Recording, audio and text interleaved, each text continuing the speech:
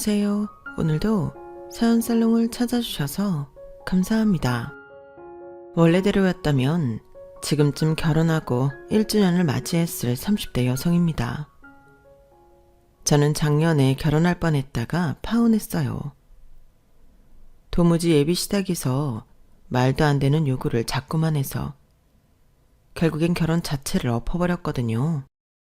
그리고 제가 파혼한 지 1년이 넘어가는 지금 정말 어이없는 사실에 다시금 화가 치밀어 어디에라도 하소연하고 싶은 마음에 사연을 신청하게 되었어요.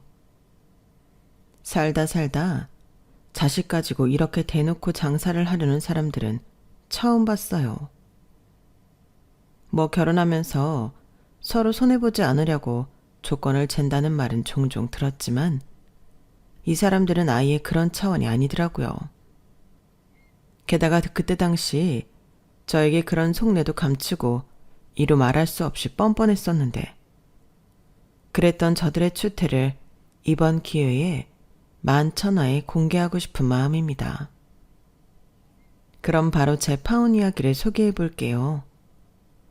우선 제 소개를 간단하게 하자면 저는 현재 8년차 초등학교 교사고요. 현재는 5학년 담임을 맡고 있고요. 아이들과 장난도 치고 또 즐거운 추억 많이 만들며 그야말로 행복한 교사 생활을 하고 있는 중입니다. 저는 어릴 때부터 교사가 꿈이었거든요. 외동으로 자라 늘 외로웠기에 사람 좋아하고 특히 아이들을 많이 좋아했어요.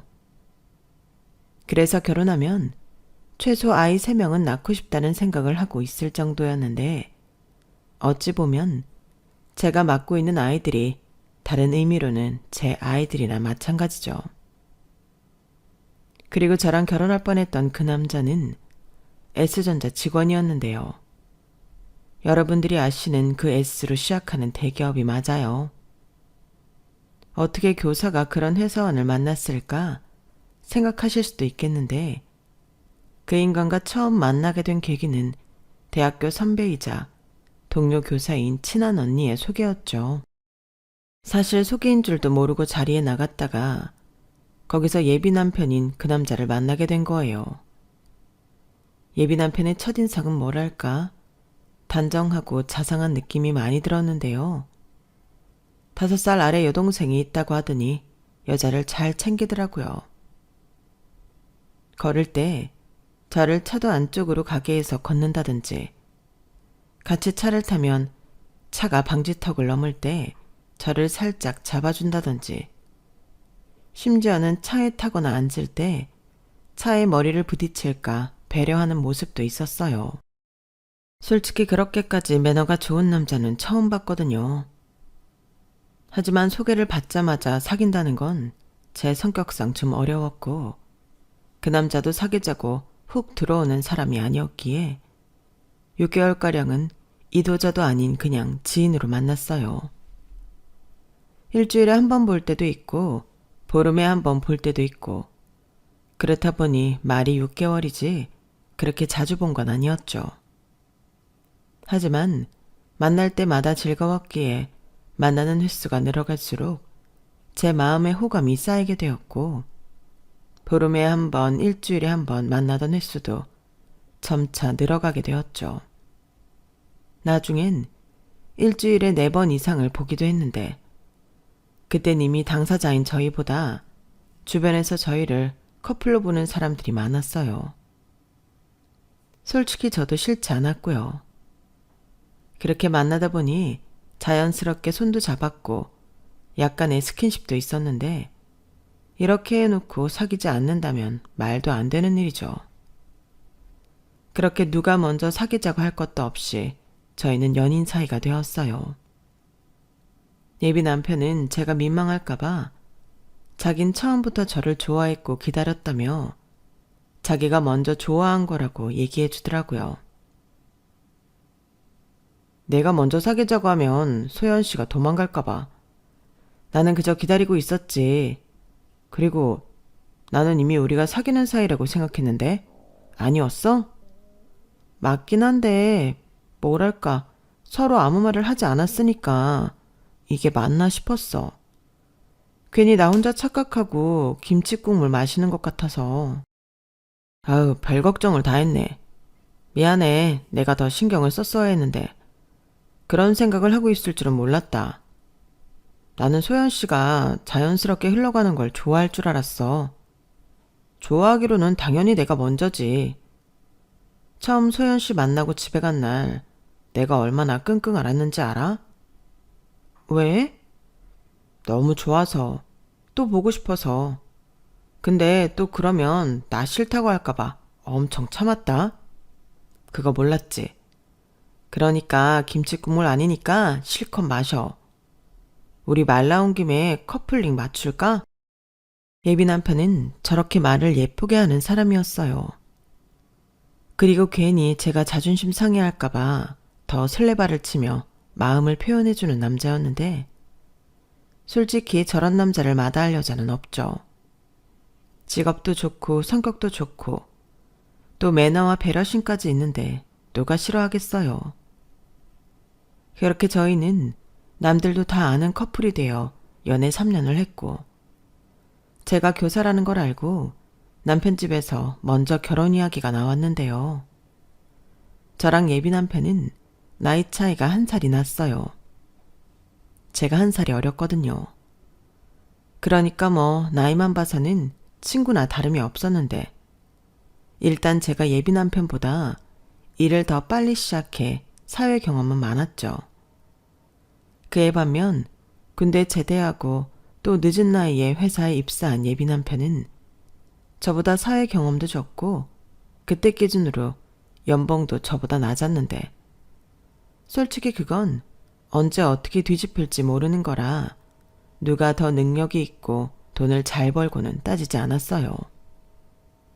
게다가 저희 부모님도 예비 사위가 대기업에 다니는 걸 아시고는 일단 직업은 마음에 드신다며 흡족해 하셨는데, 이렇게 양가에서 저희 두 사람의 직업을 좋게 평가해 주어 상견례까지 서둘러 잡게 되었죠. 양가에서 하루라도 빨리 저희를 결혼시키고 싶어 했거든요. 그리고 그렇게 호다닥 만들어진 상견례 자리에서도 별 탈 없이 화기애애하게 서로 이야기를 나누고 결혼 날짜도 잡았는데요. 참고로 저희 예비 시부모님은 나름 경제적인 여유가 있으신 분들이셨어요. 아파트도 서울에 2채를 가지고 계셨고 투자에 밝으신 분들 같았는데, 그에 반면 저희 부모님은 2분 다 공무원이셨어요.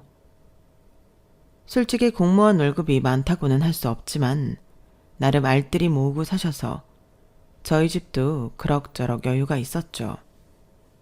그래서인지 다른 사람들이 얘기한 양가 신경전 같은 것도 없었는데, 그냥 더도 말고 덜도 말고 결혼 준비는 저희들에게 맡기자고 이야기가 되었어요. 저는 그 부분도 너무 좋았어요.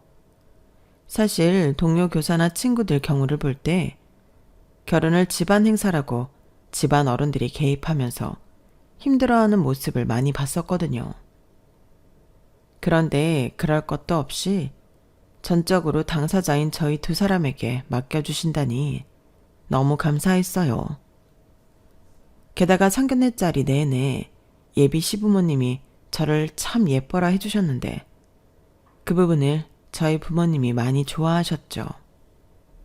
오직하면 저희 엄마가 시부모님 되실 분들이 너무 좋은 사람 같다며 집에 와서도 신나서 말씀을 하실 정도였는데, 다음 날부터 그렇게 또 자랑을 하셨더라고요.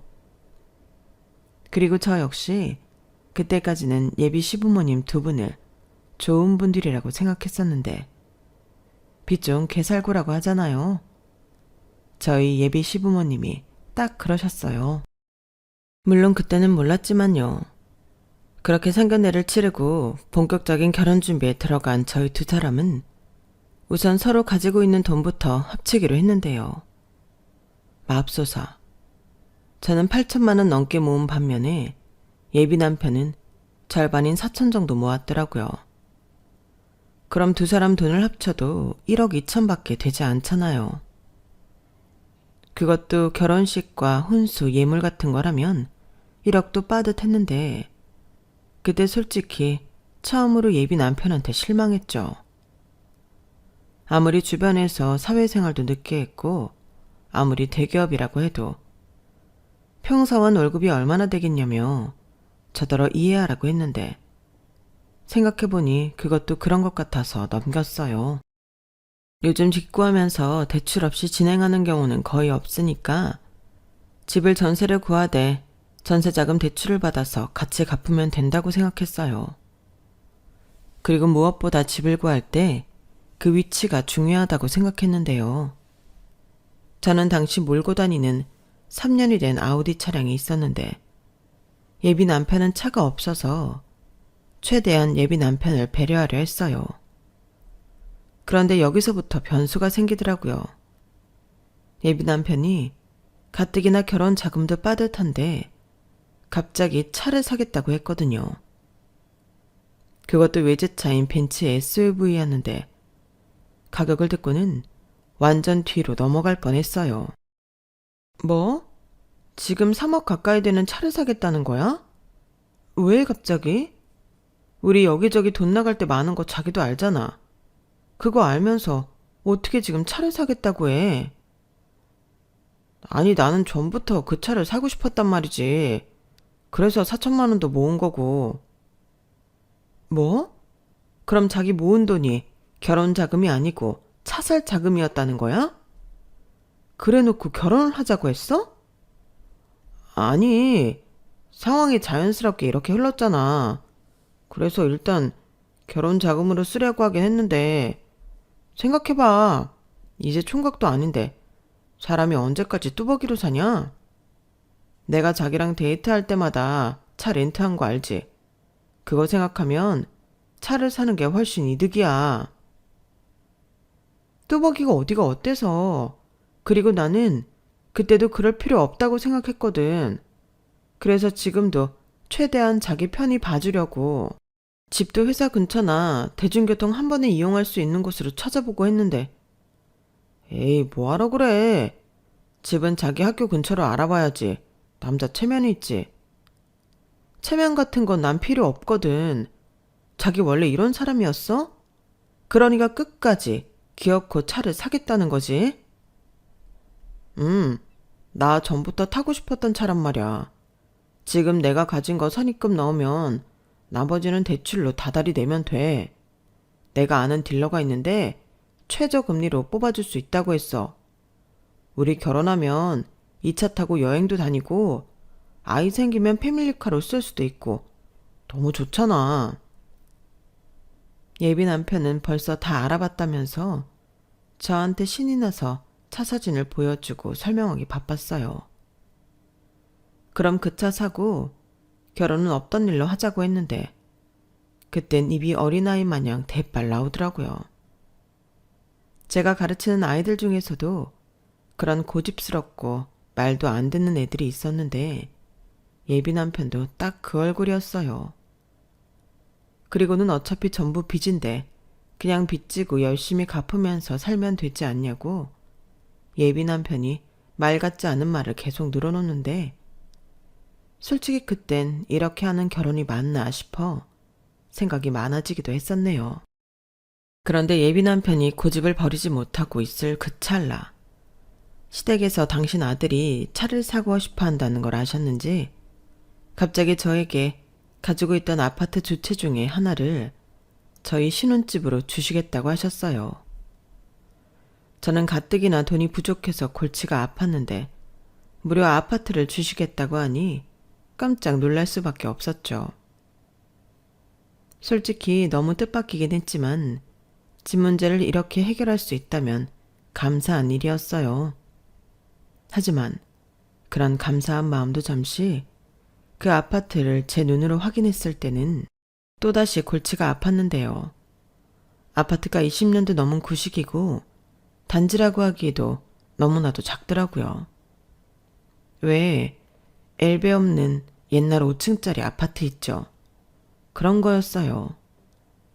게다가 집안도 보고 있으니 한숨이 절로 나왔는데 단 한 번도 내부 수리 및 리모델링을 하지 않아서 벽이며 벽지며 곰팡이가 가득하더라고요.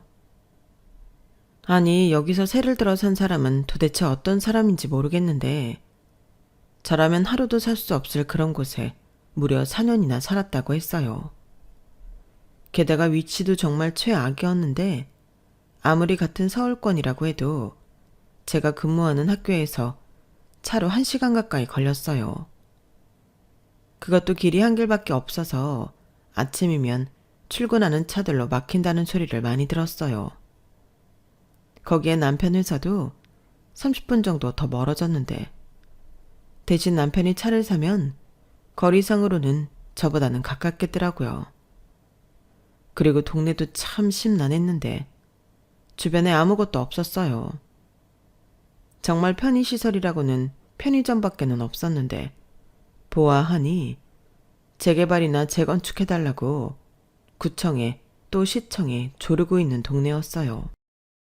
참, 이런 걸 집이라고 받아야 하나 그런 마음이 솔직히 들었는데 한푼이 아쉬운 이 마당에 저도 싫다고 할 수는 없었어요. 누군가는 그런 생각도 할 수 있잖아요. 그냥 준다고 하는데 감지덕지지 뭘 따지고 그러냐고.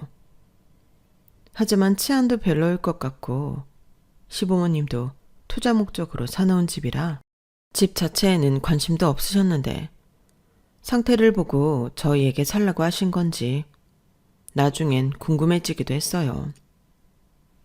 차라리 이 집을 팔아서 그 돈을 주시면 제가 모은 돈이랑 합쳐서 대출을 받더라도 조금 더 나은 아파트를 살 수도 있을 것 같은데 예비 남편은 자기 차 살 생각에 관심도 없더라고요.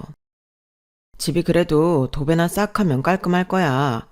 어차피 우리 돈 모을 동안만 쓰라고 주신 집인데 그냥 몇 년만 살자. 그래도 애라도 생기면 여기서 애도 키워야 하는데 여기는 도무지 마음이 놓이지 않아. 반대편에 공장 단지도 있고 뜨내기 사람들이 많은 것 같아서 별로야. 그래? 그럼 자기가 우리 부모님한테 말씀드려봐. 자기 예뻐하니까 자기가 말하면 들어주실 수도 있지. 예비 남편은 거의 생각 없이 건성으로 그렇게 말했어요. 솔직히 그놈의 차를 못 사게 하고 제 차도 팔아서 제가 근무하는 학교랑 남편 회사 중간쯤에 전세라도 얻어 들어가는 게 맞는 것 같았는데 일단 조심스럽게 시부모님에게 말씀을 드렸어요. 그러자 뭐? 지금 그 집을 팔라는 거니? 어머니, 집 상태가 많이 심각해요. 그리고 동네도 너무 낙후됐고 지하철역도 멀고 여러모로 아닌 것 같아서요. 그래도 거기가 5년 안에는 재개발이 날 수도 있는 곳이야. 그래서 우리도 버티는 중인데 그 집을 홀랑 팔면 나중에 재개발 결정됐을 때 배 아파서 어떡하니? 그리고 니네 돈 없어서 걱정하고 있던 거 아니었어? 그건 맞는데요. 아무리 돈이 없어도 거긴 좀. 아주 살라는 것도 아니고 니들 돈 모을 때까지만 살아. 내가 뭐 그 집 주면서 돈을 달라고 했니? 먼저 세입자가 관리를 잘못했나 보다. 월세도 밀려서 보증금도 다 까먹었어. 니네가 싹 수리해서 살면 그만이야. 아주 딱이지. 글쎄요. 그럼 수리는 해주시는 거예요? 뭐? 얘도 참. 너는 그럼 정말로 날로 집을 받을 생각이었어? 수리는 네가 해야지. 아니면 니네 부모님이 하든가. 내가 알아보니까 이런 경우는 집값의 절반 정도로 리모델링이랑 혼수를 하면 된다고 하더라. 그래서 내가 아는 사무소에 얘기해서 5천만 원 정도로 리모델링 견적을 받았는데 확인 좀 해볼래? 5천이요? 아니 그 집 시세를 제가 알아보니까 잘 받아도 1억 2천이던데. 아우 답답하다. 그래서 그 집이 메리트가 있다는 거야. 요즘 애들은 겉에만 번지르르하게 새 건물만 좋아한다고 하더니 우리 며느님도 요즘 애들이었네.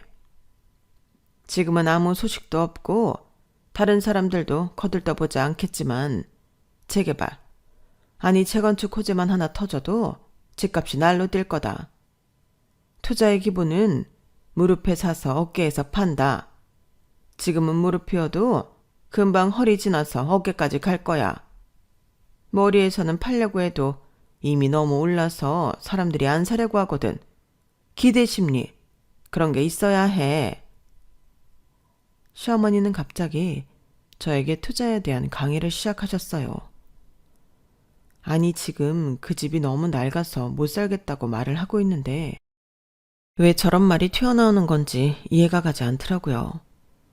그리고 시어머니는 당신 아들한테서 제가 모은 돈 8천만 원이 있다는 말을 들었다며 그 돈으로 리모델링과 혼수를 하면 되지 않냐고 하셨는데, 시어머니 당신도 당신 아들이 비싼 차를 사려고 한다는 건 뭐라고 하지 않으셨어요. 솔직히 따지면 예비 남편이 사려고 했던 차가 그 다 무너진 아파트보다 더 비싸거든요. 그래서 이건 좀 생각을 해봐야 할 것 같다고 조심스럽게 한 걸음 물러났는데, 시어머니는 뭘 그렇게 깐깐하게 따지냐며 그냥 당신이 하자는 대로 하자고 밀어붙이셨어요. 하지만 그렇게 휩쓸려 갈 제가 아니었죠. 저는 일단 이것저것 좀 알아보고 다시 이야기하자고 시어머니에게 말씀을 드렸어요. 그리고 그 다음 날부터 본격적으로 부동산 시세와 제가 가지고 있는 자금으로 구할 수 있는 집을 최대한 추렸는데요. 그러는 가운데 시아버님 명의로 되어 있는 그 집도 시세 체크를 여러 곳에서 받았어요. 그랬더니 평균적으로 제가 앞서 말한 1억 2, 3천이 나왔는데, 마침 금매로 같은 동 같은 옆집이 1억에 나와 있더군요. 그래서 예비 남편에게 이 사실을 이야기하고, 이런 가운데 내가 5천만 원 리모델링하고 혼수 들어가는 게 맞는 것 같냐고 채근하니 예비 남편은 난감한 얼굴을 했어요. 그래도 자기 부모님이 우리를 생각해서 좋은 마음으로 주시는 건데 그냥 하자는 대로 하면 안 되냐고 하더라고요. 자기야, 좋은 게 좋은 거잖아. 리모델링도 결국에는 우리가 살기 편하려고 하는 거고 혼수도 우리가 쓰는 건데 그렇게 따지면 아까운 것도 아니지 않아? 우리가 설마 2년을 살겠어? 못해도 5년은 살 거고 길어지게 되면 10년도 살 텐데. 아니다. 그 동네 재개발되면 그때는 높은 값에 팔아서 우리도 좀 도와달라고 하면 되지. 그니까 우리도 투자하는 거라고 생각하면 될 것 같은데. 뭐? 메리트가 하나도 없는데 투자를 하자고? 아무리 내가 주식도 안 하고 투자에 투자도 모르는 사람이지만 그 동네 재개발 안 돼.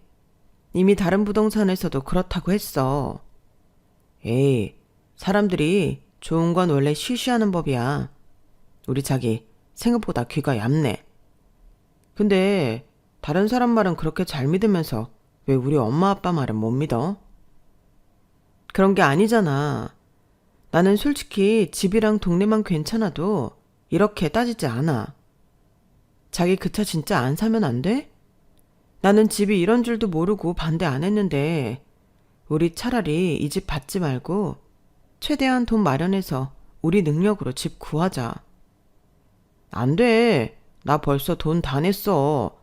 차 나올 때까지 기다리고 있는 중이야. 뭐? 벌써? 아니, 나는 우리 결혼하기 전에 차가 나왔으면 해서 최대한 빨리 뽑아달라고 했지. 저는 예비 남편의 성급함에 입이 떡 벌어졌어요.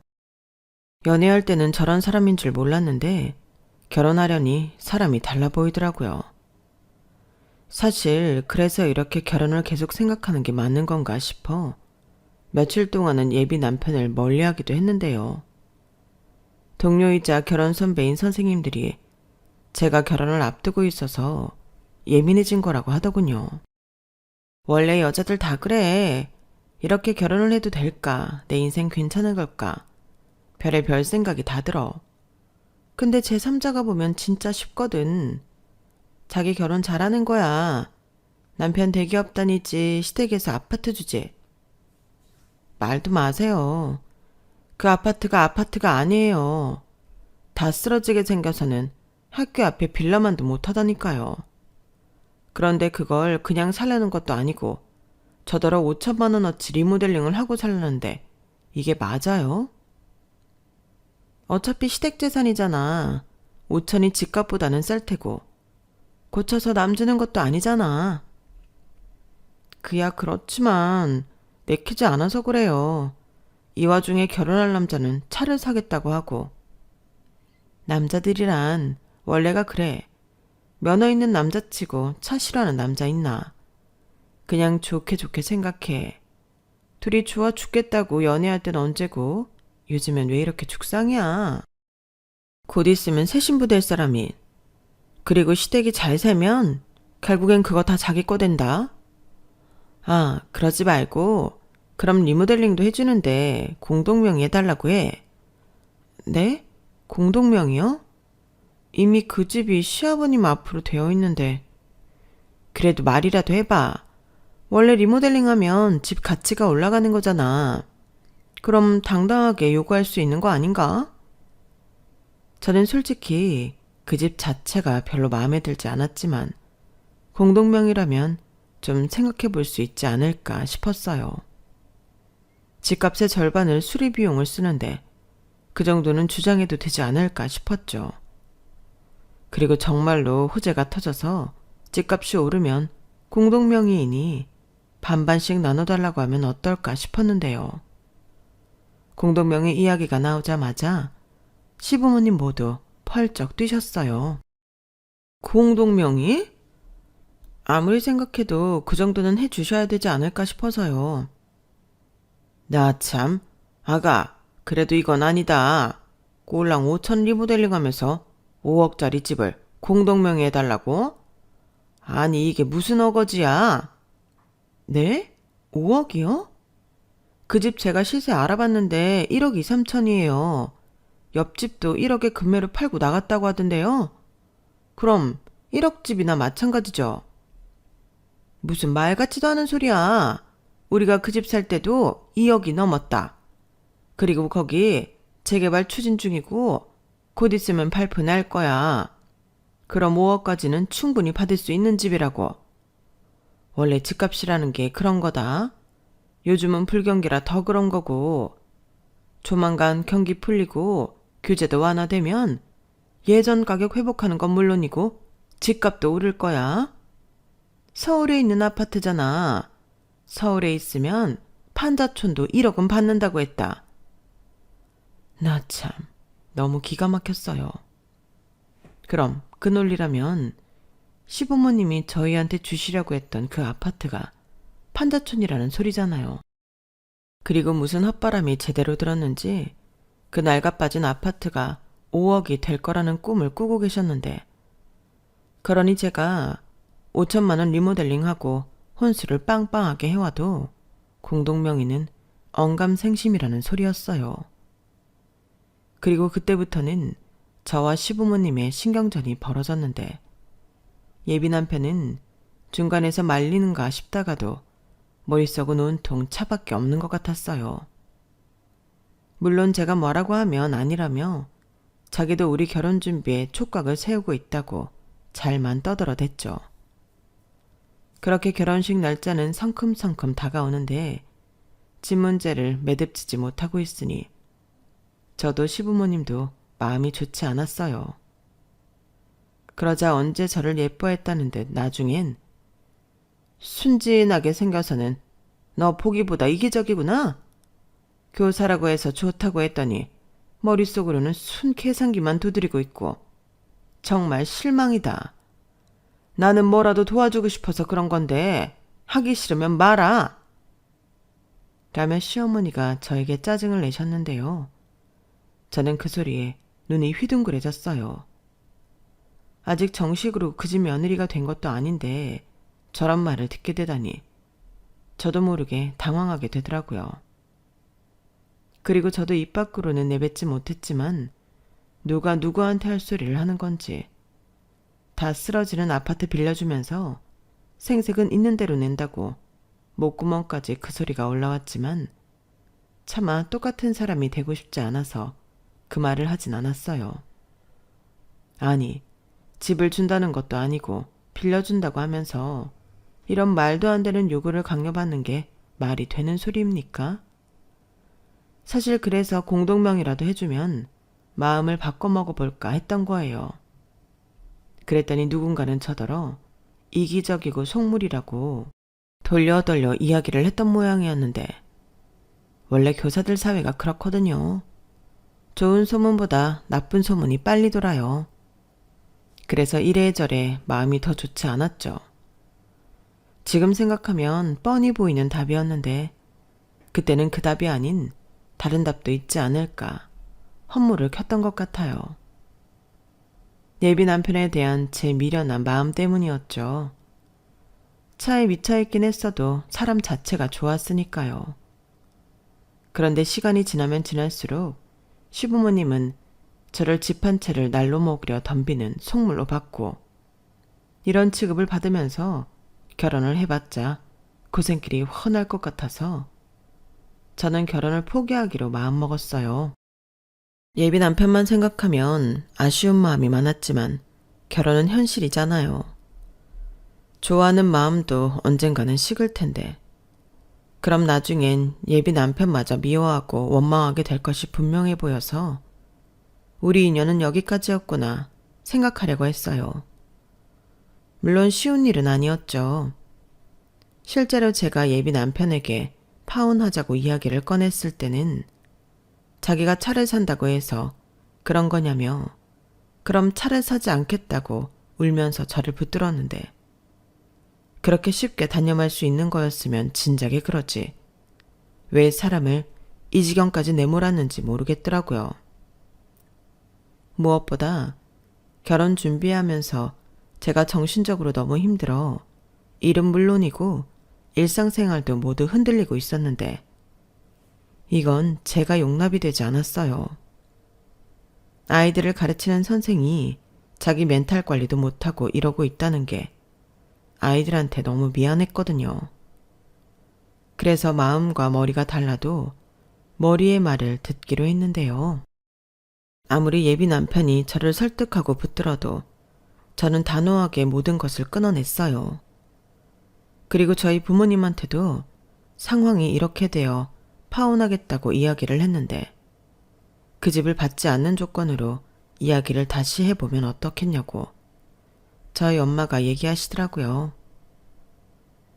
지금 서로 감정이 나빠져서 그런데 그 집 안 받고 네가 처음에 하고자 하는 대로 하면 되지 않을까? 아휴, 결혼을 엎어버린다는 게 물론 살다가 이혼하는 것보다는 낫지만 그래도 쉬운 일은 아니잖아. 엄마 아빠도 한 1억 정도는 너희가 집 마련하는데 보태줄 수 있어. 네가 하도 됐다고 하고 사돈 내서 집을 빌려준다고 해서 아무 말 안 했는데 그렇게 집 문제로 골치가 아팠으면 진작에 말을 하지. 아니야, 뭘 엄마 아빠한테까지 그렇게 신세를 져.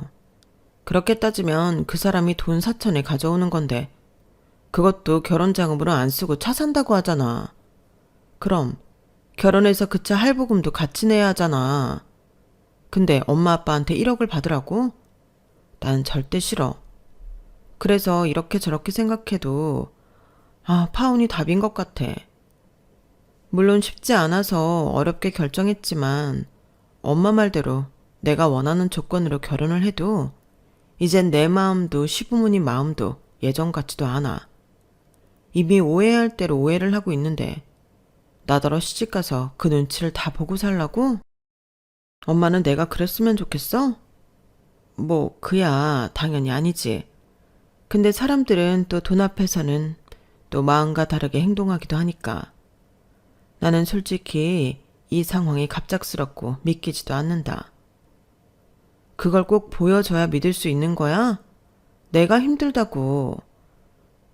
사실 나 지금도 힘들어. 미안해. 너 그렇게 힘든데 엄마가 도움이 안 돼서.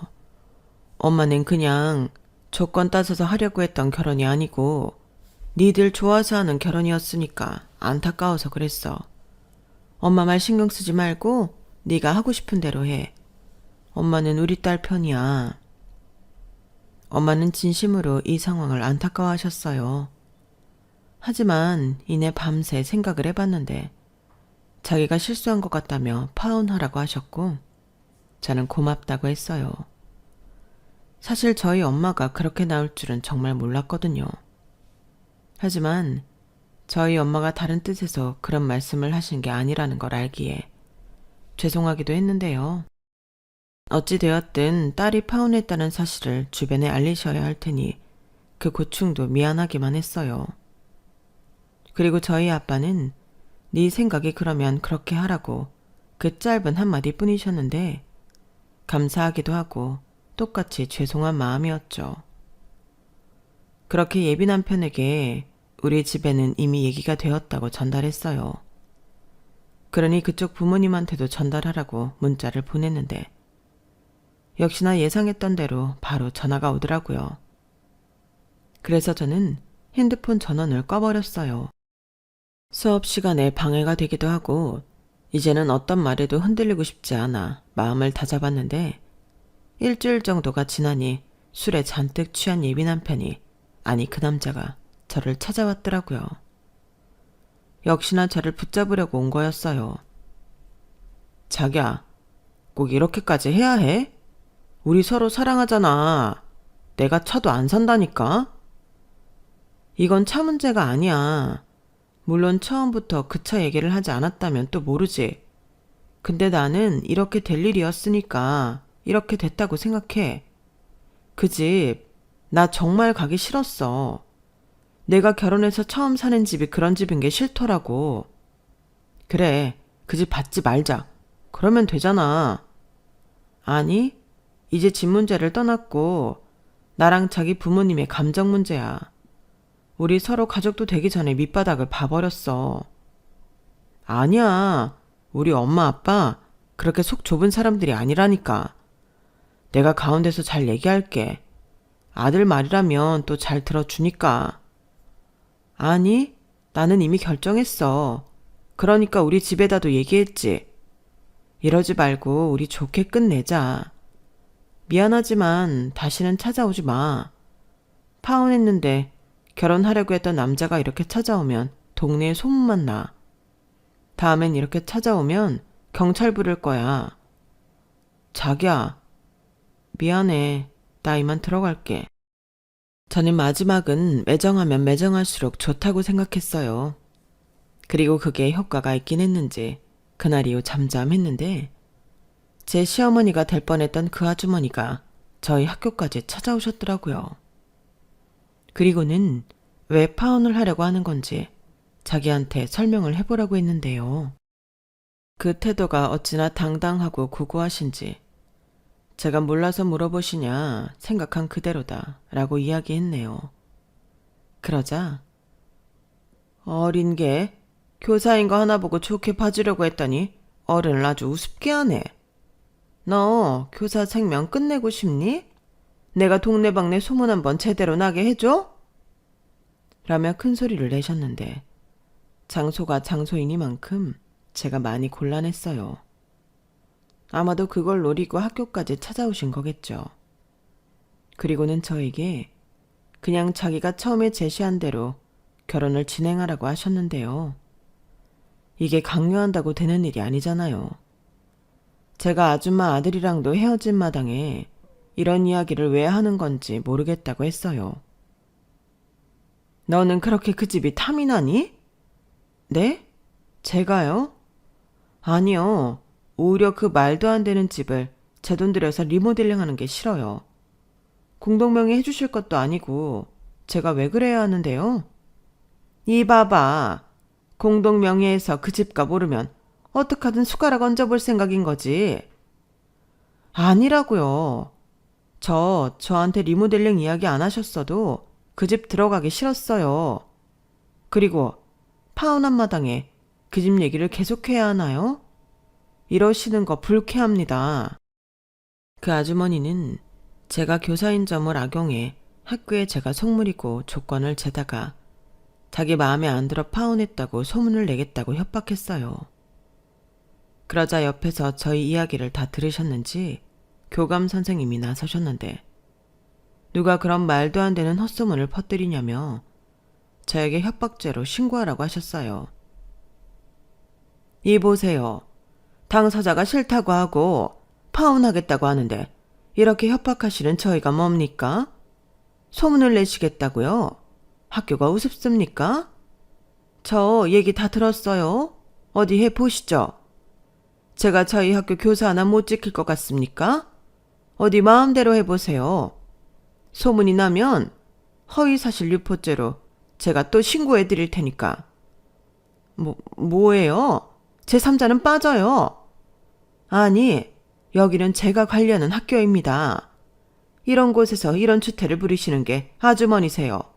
당장 나가요. 그리고 우리 김 선생 2번 다시 찾아오지 마시고요. 교감 선생님은 단단히 화가 나신 얼굴로 예비 시어머니가 될 뻔했던 아주머니를 향해 소리를 높이셨어요. 그리고 예상하지 못한 상황에 당황한 아주머니는 겉으로는 센 척을 하긴 했어도 서둘러 학교를 나갔는데 참 가지가지한다는 생각이 들었네요. 그 아줌마 말고 제가요. 파혼을 해도 이렇게 요란하게 할 줄은 몰랐거든요. 그리고 저는 제가 담임을 맡고 있는 학년이 끝나고 잠시 쉴 생각을 했어요. 소문이 잠잠해질 시간이 필요할 것 같았거든요. 그렇게 생각하니 좀 억울하고 화가 났는데 이참에 하고 싶은 것도 하고 쉬는 것도 나쁘지 않겠다는 생각이 들더라고요. 때마침 그때가 12월이라 조금 있으면 겨울방학이었고 저는 그해 학년이 끝나면서 1년의 휴직계를 냈는데요. 여행도 많이 다니고 배워보고 싶었던 악기도 배우고 나름 저를 위해 알차게 시간을 썼어요. 가끔 원치 않음에도 불구하고 그 남자를 소개해준 언니가 그 남자의 소식을 알려주기도 했는데 그 남자도 힘들었는지 회사에 휴직계를 냈다고 하더군요. 안식년이라고 했나? 저는 그때 그 사람이 종교가 있었나? 처음 알았어요. 그리고 제가 허심탄회하게 파혼하게 된 배경을 이야기했는데 언니가 먼저 그렇게 되어 유감이고 괜한 사람을 소개해 이런 일을 겪게 했다며 미안하다고 사과를 했죠. 사실 사과받은 일은 아니라고 생각했어요. 사람 인연이 누가 억지로 맺어준 것이 아니기에 그냥 이건 누구 탓도 아니라고 오히려 제가 너스레를 떨었죠. 그렇게 시간의 힘에 기대어 저는 다시 학교로 복직을 했어요. 역시 저는 아이들이 있는 학교가 너무 좋더라고요. 그런데 이젠 다 잊었다고 생각한 그 사람이 먼저 연락을 해왔고 한 번만 만나주면 안 되겠냐고 했는데 싫다고 했네요. 파혼한 사람 자꾸 봐서 좋을 게 뭐가 있냐고요. 그런데 자기가 할 말이 있다면서 자기도 현재 자기 부모님과 연을 끊고 살고 있다고 하더라고요. 저는 그때 설마 그게 나 때문인 거냐 정색을 하며 물었죠. 이미 파혼해서 다 끝난 마당에 이런 이야기까지 듣고 싶지 않았거든요. 아니야 자기.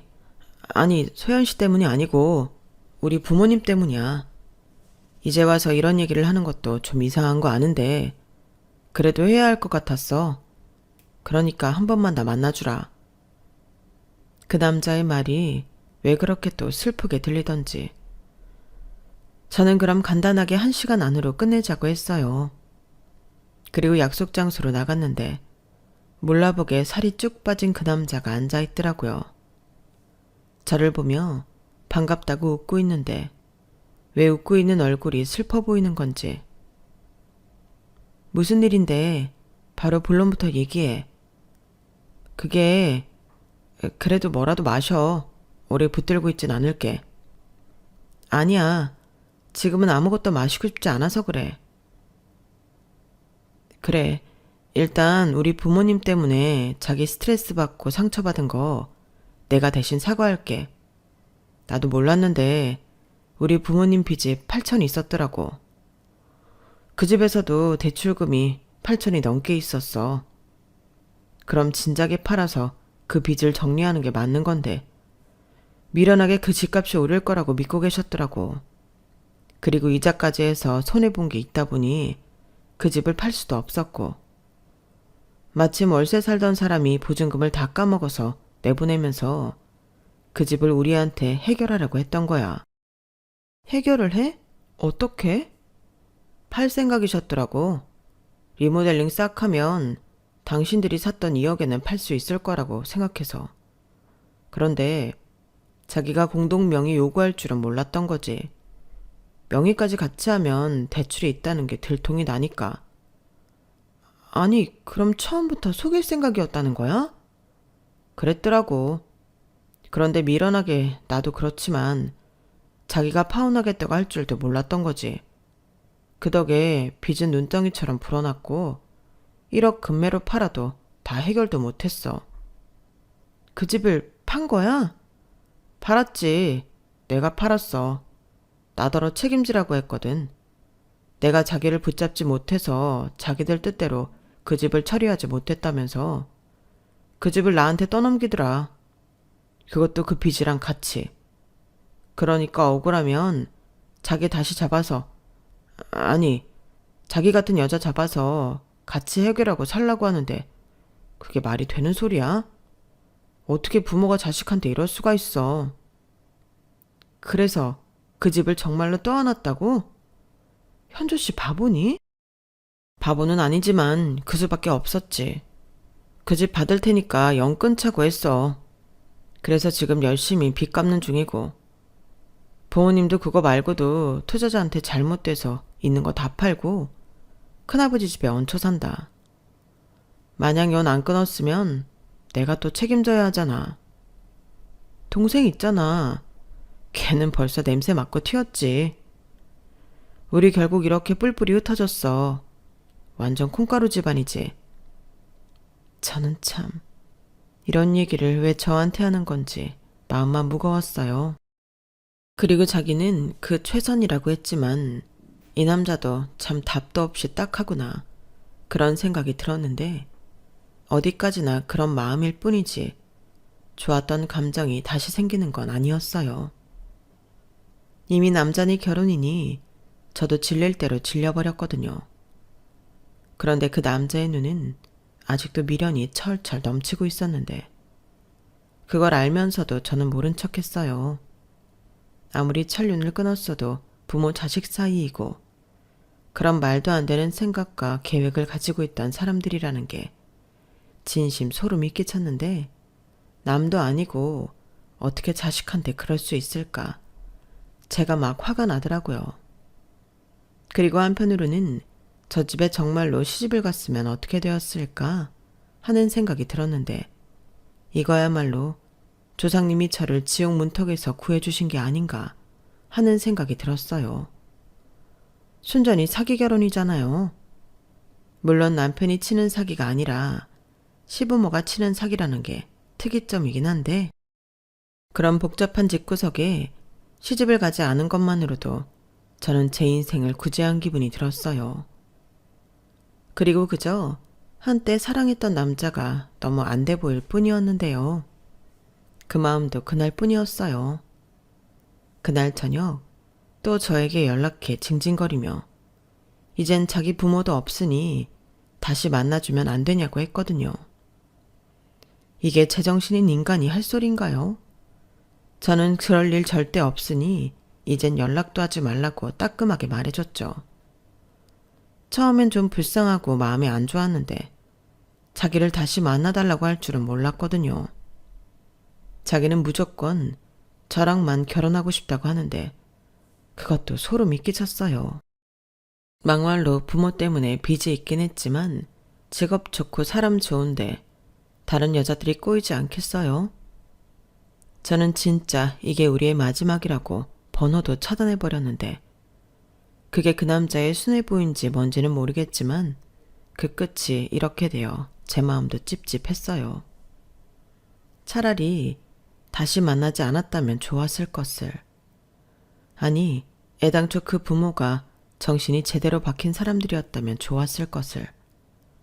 모든 것이 지금 생각하면 다 맞지 않았던 것 같습니다. 결혼이라는 게 참 어려운 거더라고요. 따질 것도 많고 또 이해관계도 많고. 새삼 결혼해서 잘 살고 있는 분들이 대단하게 느껴집니다. 여자라면 다 한 번씩은 꿈꾸잖아요. 연애 같은 결혼 생활. 저도 그런 꿈을 잠시나마 꿨었는데 현실과 이상은 차이가 큰 것 같아요. 똥이 똥인 줄 모르고 하는 결혼은 사실 없더라고요. 다 알면서도 콩깍지에 씌어서 하고 또 결혼하면 안 그럴 거야. 정신승리하면서 사는 경우가 많다고 하는데 저는 독하게 마음먹고 똥 앞에서 터냈으니 이젠 더러운 곳의 근처에는 가지 않을 겁니다. 설령 아무랑도 결혼 못하고 혼자 외롭게 늙어 죽어야 한다고 해도 그냥 그러려고요. 누군가는 똥차 가면 벤츠가 온다고 하는데 저는 그 벤츠도 지금은 싫으네요. 그 벤츠는 또 어떤 구린 비밀을 감추고 있을지 아무도 모르잖아요. 이렇게 저는 파혼 후 혼자 살아야겠다는 생각을 많이 하게 되었는데 대신 저에게 집중하는 시간이 많아진 것 같아 그건 좋습니다. 그래서 저는 앞으로도 제가 좋아하는 것만 하면서 살려고요. 뭔가 포기한 듯한 마무리인 것 같은데 오히려 지금이 걱정도 없고 매일이 즐거워서 행복해요. 그리고 거꾸로 제 속을 긁어놓은 사람들이 지질이 궁상을 떨며 힘들게 산다고 하니 그게 조금이나 위안이 되기도 합니다. 만약 그 사람들 잘 먹고 잘 살았으면 제 속이 또 뒤집혔을 거잖아요. 그리고 그 사람들이 자식 앞세워 장사하려고 했던 그 행태는 절대 잊지 않을 거예요. 지금도 가끔씩 제가 근무하는 학교에 찾아가 이상한 말을 했던 그 남자의 엄마 모습이 떠오르는데 정말 기가 막힐 노릇이죠. 아마 속으로 똥줄이 엄청 타서 왔겠죠. 그런데 제가 자기 뜻대로 움직이지 않으니 얼마나 열이 받았겠어요. 저는 그런 줄도 모르고 왜 저러나 답답해만 했는데 이제야 모든 퍼즐이 맞춰지는 것 같습니다. 다른 의미로 홀가분하고 후련해요. 그래서 이젠 정말 어떤 미련도 두지 않고 파혼했다는 사실도 잊은 채 제 앞몸 잘 살아보려고 합니다. 제가 좋아하는 교사일 하면서 혼자 잘 먹고 잘 살려고요. 요즘처럼 혼자 살기 좋은 시대도 없잖아요. 이상 제 파혼 사연이었어요. 제 사연 어떻게 들으셨나요? 세상에 이런 일도 있더라고요. 그리고 이렇게 글을 다 쓰고 보니 정말로 홀가분한 마음인데 지금까지 제 이야기 들어주셔서 대단히 감사드립니다.